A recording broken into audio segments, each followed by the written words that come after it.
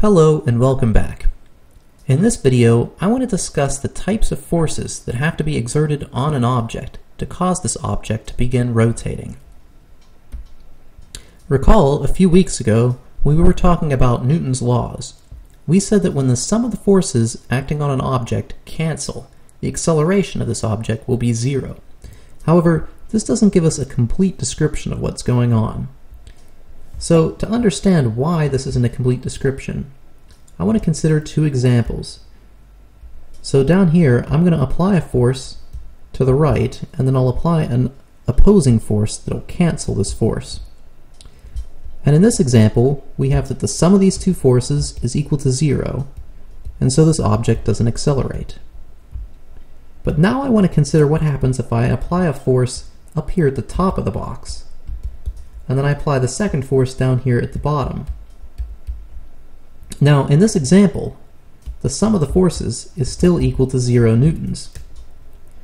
And so what this means is that this object is not going to accelerate. The center of this object is going to stay in the same place. However, because these two forces are exerted in different places on the box will begin to rotate about its center, even though the center will stay in the same place. So the question is what is it about these forces that cause them to tend to cause this object to rotate or spin? Well, to describe the tendency for forces to cause rotations, we introduce this concept of torque. And we denote torque with this Greek letter tau, which I'll usually write like this. So it'll look like a T with a curvy top. And torque is basically like a force, except it describes rotations. So what a torque is a torque describes the tendency for forces to cause an object to rotate. So for an object to remain at rest, we need to have the sum of the forces on the object equal to 0, and the sum of the torques need to be 0 as well.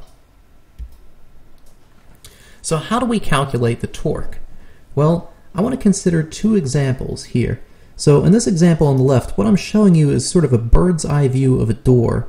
And this dark spot right here, this is the hinge of the door. So in this example on the left, I apply a force very far away from the hinge of the door. And we know that when you apply a force very far away from the hinge, this force tends to cause the door to rotate and open. And the example on the right, I apply a force that is very, very close to the hinge on the door. And we know that when you apply a force that's very close to the hinge of the door, that this force has less of a tendency to cause the door to open, right? This force doesn't really cause the door to open, or if it does, the door rotates very, very slowly. So we would say that the torque that's caused by force 1 is probably bigger than the torque that's caused by force 2. What this example illustrates is it tells us that the tendency for a force to cause an object to rotate depends on where that force is being applied. So how do we describe where the forces are being applied? Well, we introduce this concept called the lever arm. And the lever arm is a vector that's drawn from some arbitrary position to the place where the force is being applied. The arbitrary position where we start our lever arm vector is called the axis of rotation. And when we're solving these types of problems, we choose our axis of rotation to be a place that helps simplify the problem. And in almost every example, we'll choose this axis of rotation to be the point about which an object would rotate. So looking at this example, we can see that when the lever arm is larger, that the force has a greater torque. Right? When the lever arm is larger, this force has a greater tendency to cause the door to rotate. Now I want to consider how the torque depends on the direction of the applied force. So here I'm giving two examples. In this example, I'm applying a force that's off at an angle like this. But we can see that this force will probably still cause the door to rotate.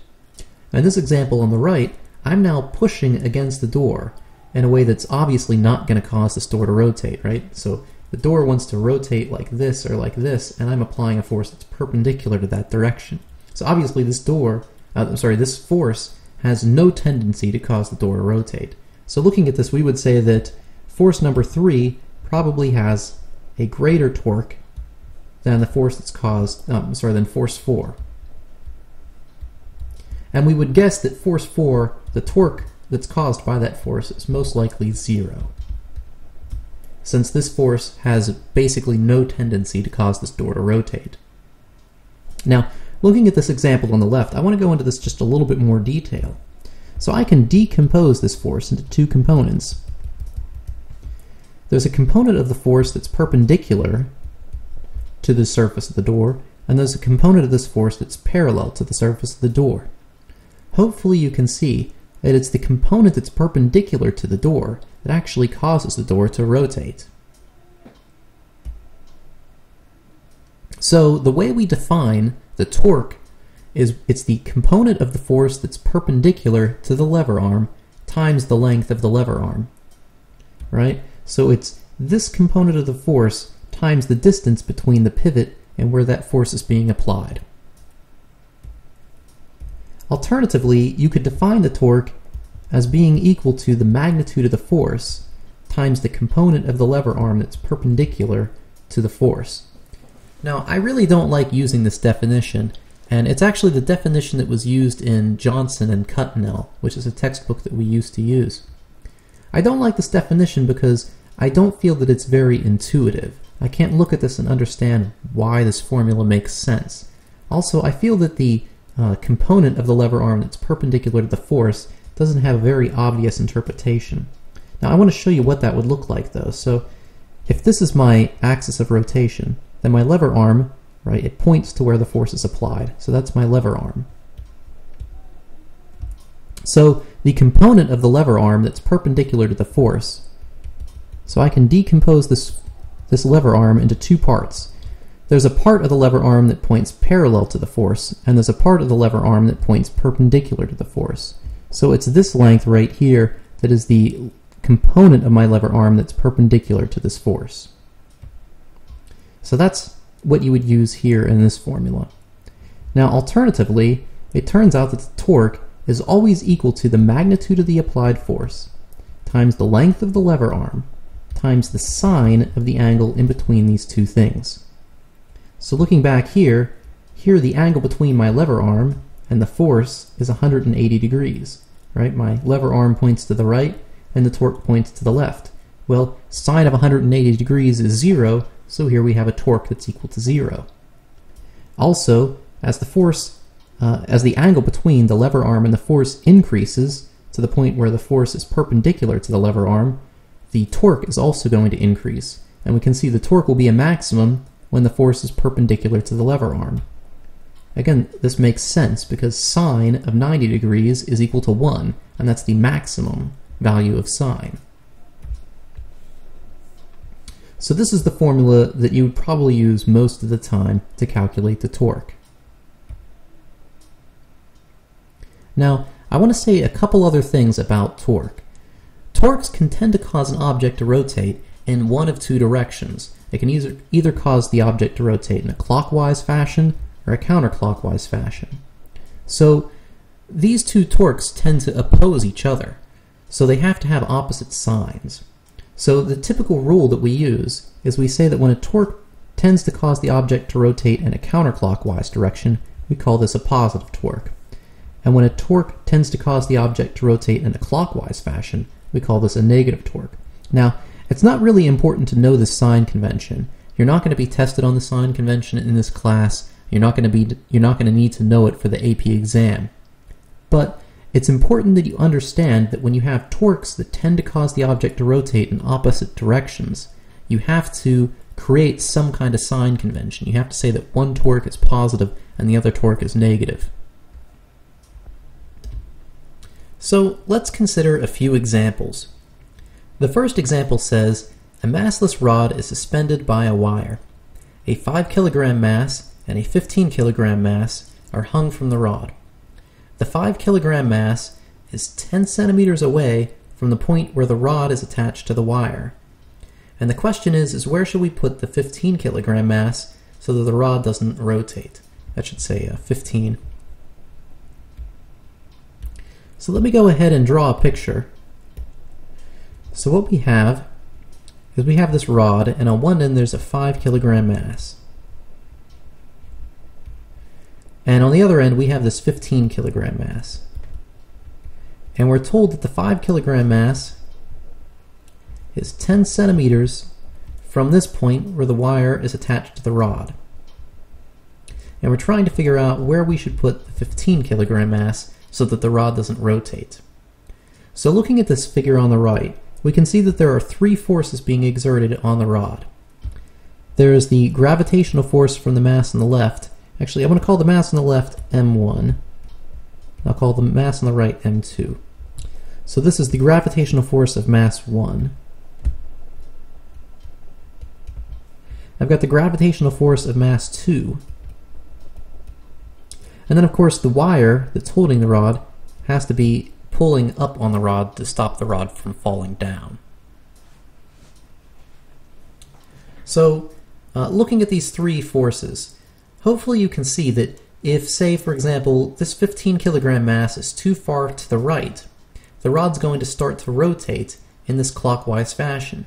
And it's going to rotate about this point right here where the wire is attached to the rod. So I'm going to choose this point right here that the rod would pivot about as my axis of rotation. Now the reason that I choose this point as my axis of rotation is that we can see that when this point is my axis of rotation, the torque that's caused by the force that the wire is pulling up on this rod, this torque is going to be 0, right? Because the lever arm for this force right here will be 0. Looking at this, we can see that the lever arm for force 1, which points like this to the right, it points like this to the left, this is just equal to 10 centimeters. And the lever arm for the force on the right is what I'm solving for. So this is my lever arm for the force of the 15 kilogram mass. Now, if the rod is not rotating, then this means that the sum of the torques acting on this rod must be 0. Now, one thing I want to point out right away is that these 2 masses tend to cause the rod to rotate in opposite directions. So the 15 kilogram mass here tends to cause the rod to rotate clockwise, whereas the 5 kilogram mass on the left tends to cause the rod to rotate in a counterclockwise fashion. So this means that the sign of these 2 torques are opposite, so when we add them together, they'll be 0. So this means that we want the torque that's caused by mass 1 to equal the torque caused by mass 2. So the torque caused by mass 1, remember torque is equal to the component of the force that's perpendicular to the lever arm times the length of the lever arm. Looking here, we can see the gravitational force exerted by mass 1 is perpendicular to the lever arm for R1. So the torque caused by mass 1 is just the gravitational force exerted by mass 1 times the lever arm for mass 1. Likewise, for mass 2, the gravitational force of mass 2 is perpendicular to the lever arm for mass 2. So the force that's perpendicular to the lever arm is just the gravitational force of mass 2. And that has to be multiplied by the lever arm for mass 2 to calculate the torque. Now, this is what I'm trying to solve for. I'm trying to solve for the position of mass 2. So, solving for this, I see R2 is equal to the gravitational force of mass 1 divided by the gravitational force of mass 2 times R1, which is M1g over M2g times R1. The g's cancel, and this is just M1 over M2 times R. So if you plug this into a calculator, you'll see that this is equal to 3.3 centimeters. So hopefully this makes sense. This mass over here on the right weighs 3 times as much as the mass on the left, but the mass on the left is going to be 3 times further away from the axis of rotation, so that the torques caused by these 2 masses will cancel. So now I want to look at another example, and in this example it says a uniform plank has a length of 5 meters and weighs 225 newtons. The plank rests horizontally and is held in place by 2 supports. So we've got these 2 supports right here. One of the supports is 1.1 meters away from the end of the rod. Now a man is going to walk down this rod, and the question is how far to the right of this second support can the man walk before the plank starts to flip over. So eventually this plank's going to kind of flip over like this if the man walks too far to the right. So the question is how far can he walk before the plank starts to tip? So to understand how we solve this problem, I want to go ahead and draw a free body diagram of what's happening. So if we think about the forces that are exerted on this plank, we've got the weight that the man pushes down on the plank. So I'll call this the gravitational force of the man. There's also the weight of the board that's also going to push down. So I'll call this the gravitational force of the board. Then there's also this force that's pushed upward on the board caused by support 1, and a force pushed upward on the board created by support 1.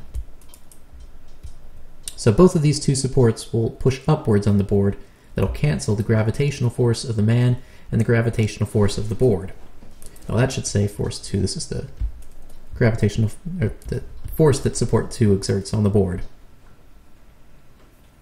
Now, what's going to happen is as this man walks to the right, he is increasing his torque. So this man has a torque that tends to want to cause this rod to rotate like this. It tends to want to cause the rod to rotate in a clockwise fashion.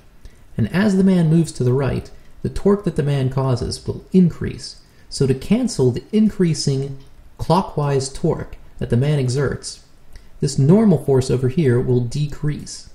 Right? So the idea is that as the man walks to the right, that the torque that the man applies to this rod increases. So to counter the increasing torque that the man is exerting on the rod, the normal force over here will decrease.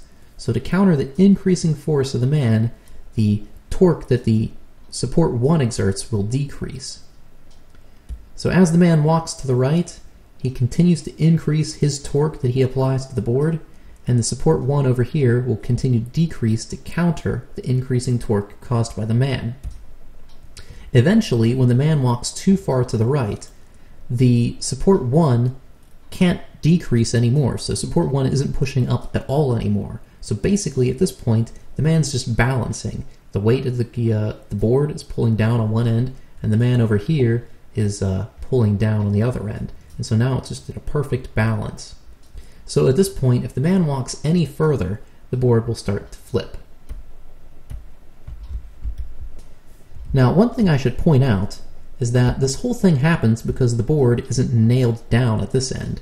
If the board were actually like nailed down to support 1, then what would happen is as the man walks further to the right, a force would be pulled down on this end, right? So this man would create a torque that tends to want to cause the board to rotate in a clockwise fashion. And to cancel this, if this board were nailed down, a force would be pulled down on support 1 because this force tends to cause the board to rotate in a counterclockwise fashion, thus canceling the torque that's caused by the man. But here in this example, we're assuming that the board's just sitting on these two supports. So what happens at the point just where the board's about to flip is that the weight of the man is creating one torque, and the weight of the board is creating another torque, and these two are perfectly canceling.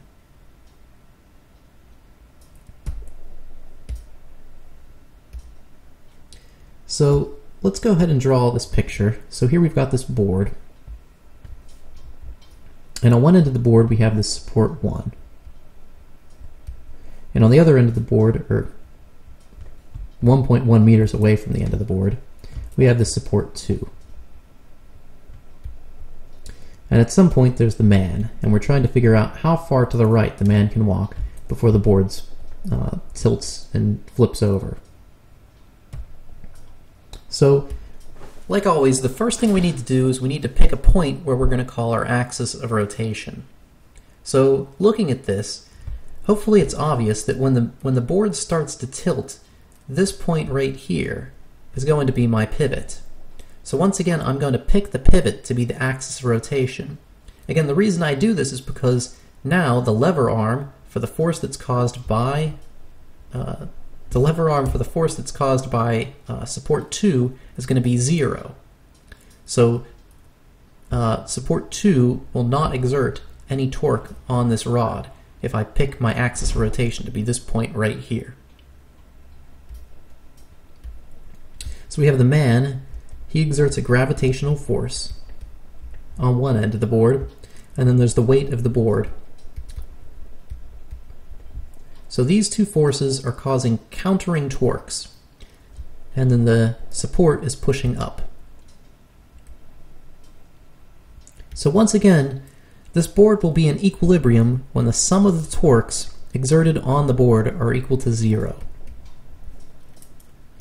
Now, because these two forces tend to cause the rod to rotate, or the plank to rotate in opposite directions, right? The weight of the man tends to cause this beam to rotate clockwise, and the weight of the board tends to cause the board to rotate counterclockwise. These two torques are opposite. So the torques will equal 0 when the torque caused by the weight of the beam is equal to the torque caused by the weight of the man. Once again, if this point is my axis of rotation, then this vector right here is the lever arm for the beam, or the weight of the beam, and this vector right here is the lever arm for the gravitational force that the man exerts on the beam.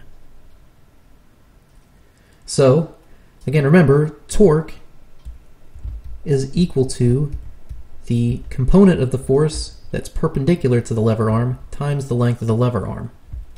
So the weight of the beam over here,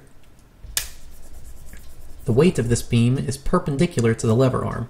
So here we just have the gravitational force of the beam times the lever arm for the beam. And this is going to be equal to the gravitational force of the man times the lever arm for the man. Now, we need to figure out where this gravitational force is being exerted on the beam. So we're told that this whole beam is 5 meters long. So the gravitational force of the beam will be at the center of the beam, so 2.5 meters away from the end of the beam.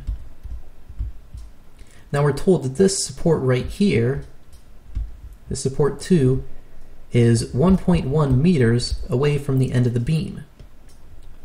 So the distance between the center of the beam and support 2 is this distance right here. This is the lever arm for the beam, this distance right here. So we can see that this is 2.5 minus 1.1, or 1.4 meters. So that's the distance between support 2 and the center of this beam. Plugging this in here, we can now solve for the farthest position that the man can walk to the right. So let me rearrange this to solve for R2. Rearrange this to solve for Rm. So the lever arm for the man, the maximum lever arm for the man, is equal to the gravitational force of the board divided by the gravitational force of the man times the lever arm for the center of the board. Now I know that the weight of the board is equal to 225 newtons. That was given to me. The weight of the man was 450 newtons. The lever arm for the weight of the board, that's what we just calculated. That's 1.4 newtons. So plugging this into the formula and plugging our known values into this formula, we see that the man can walk 0.7 meters to the right of support 2. So at that point, the man is perfectly balancing the weight of the board. So I want to consider one last example, and this is a more challenging example because in this example we'll have a force that isn't perpendicular to the lever arm. So in this example it says a uniform steel beam that's 5 meters long, weighs 4,500 newtons, and is bolted to the wall. The beam is held in place by a cable, and the cable forms a 25-degree angle with respect to the beam. Now, attached to this beam is a weight, a ball, that weighs 12,000 newtons, and this ball is going to be 3.5 meters away from the wall, right? So we're going to like hang from this beam some ball that weighs 12,000 newtons, and this ball is going to be 3.5 meters away from the wall. So the question is what is this tension in this cable here that causes this beam to be in equilibrium? Now, the first thing I want to point out about this, and I've drawn this over here, is that the wall has to exert some force on this beam, okay? So right, if we think about this, the tension is going to pull over to the left, right? It's going to pull up and to the left. So there must be a force that's pushing to the right that cancels the left component of the torque. So that's what the wall is going to do. The wall is going to push to the right to stop this beam from moving to the left, and it's also going to help push up on this beam. Now, I don't want to have to worry about this force that the wall is exerting, so what I can do is I'll choose my axis of rotation to be this point right here. If I choose my axis of rotation to be this point, then what that does is that means that the torque that's caused by the wall is going to be 0. So here we have 3 different forces now that are causing a non-zero torque. There's the weight of the beam, there's the weight of the ball, and there's the tension. Now notice that the weight of the beam and the weight of the ball both tend to cause this rod to rotate in a clockwise fashion, and the tension tends to cause the rod to rotate in a counterclockwise fashion. So we want the sum of these torques to equal 0. So because the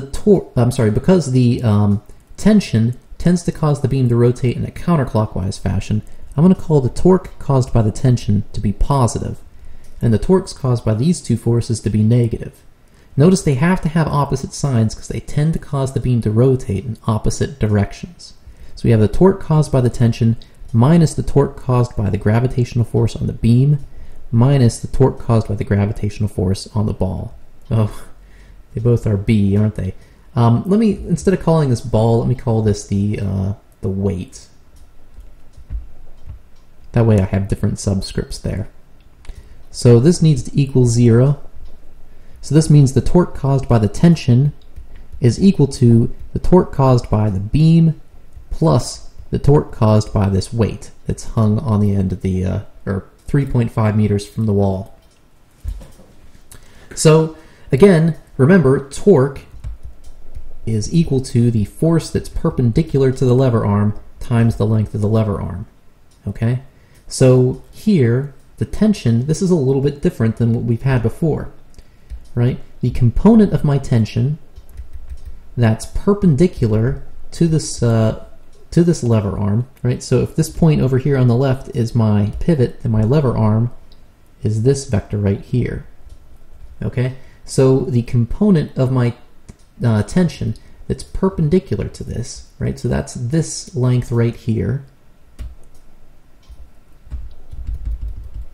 Right? We can see that this is opposite the angle 25 degrees. So we can see that the component, so this is the torque caused by the tension is the component of the tension force that's perpendicular to the lever arm times the lever arm for the tension. And this is going to be equal to the tension times sine of the angle of 25 degrees. Right? Because we can see that the component of my tension that's perpendicular, right, this part, it's perpendicular to the lever arm, that's opposite this angle 25 degrees. So that sine of the tension is the component that's perpendicular to the lever arm. And it's the component of the force that's perpendicular to the lever arm times the lever arm. That's how we calculate the torque. So this is the torque caused by the tension in this wire. This needs to be equal to the torques caused by the weight of the beam and the torque caused by the weight that's hanging from the beam. So if the beam is 5 meters long, remember the gravitational force acts on the center of the beam. So this means that the distance between my axis of rotation and the center of the beam, if the beam is 5 meters long, then from the axis of rotation to the center is 2.5 meters. Okay? So this is the lever arm for the beam. So the torque caused by the beam is the gravitational force of the beam times the lever arm for the beam, which is 2.5 meters. The torque caused by the weight, again, this is the same thing. This gravitational force is perpendicular to its lever arm, right? This is the lever arm, this is the gravitational force. So the torque for this is just going to be the weight, the gravitational force of the weight, times this lever arm. So it's the gravitational force of the weight times the lever arm for the weight. So just rewriting this down here.